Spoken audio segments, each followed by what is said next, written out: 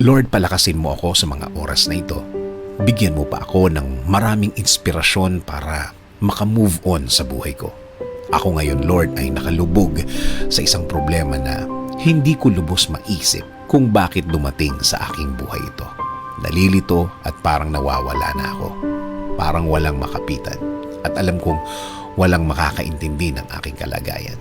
Bigyan niyo po ako, Panginoon, ng guidance para malaman ko kung ano ang dapat kong gawin at kung ano ang dapat isipin. Ibigay niyo po sa aking daan ang mga taong tutulong sa akin at maging tamang impluensya sa aking buhay. Taong nakareceive na din ng inyong pagpapala at ng inyong guidance at patuloy na nabubuhay ng tama na ayon sa inyong kalooban, Panginoon. Huwag niyo pong hayaan din na grabing maapektuhan ang aking pamilya. Spare them from hurt. Patuloy niyo po silang protektahan. Patuloy niyo po silang i-lead sa tama at patuloy niyo silang alagaan, Lord. Alam ko, Lord, na nakikita niyo ang aking kalagayan. Nakikita niyo po kung paano ako nahihirapan. Huwag niyo po sanang hayaan na magtuloy-tuloy ang aking nararanasan, Panginoon. Kaya, Panginoon, patuloy niyong lagyan ng liwanag ang aking puso't isipan. Alam kong tutulungan mo ako ulit.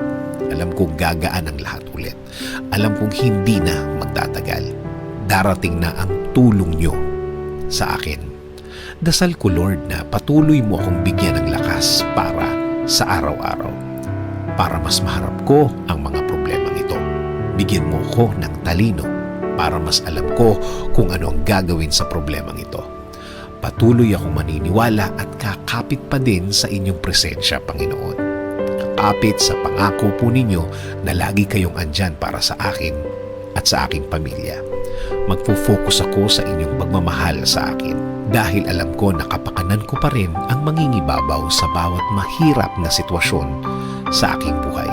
Maraming salamat sa inyong kabaitan. Maraming salamat sa inyong biyaya. Maraming salamat sa ibibigay mong lakas at talino sa akin, Lord. Alam ko na lalakas na ako at tatalino sa mga araw at linggo na darating sa aking buhay. Itinataas ko din po ang aking bayan, Panginoon.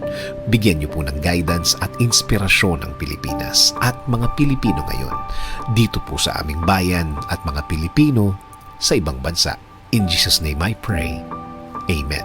Sabi sa Psalm 46:1-3, God is our refuge and strength, an ever-present help in trouble. Therefore, we will not fear, though the earth give way and the mountains fall into the heart of the sea, though its waters roar and foam and the mountains quake with their surging.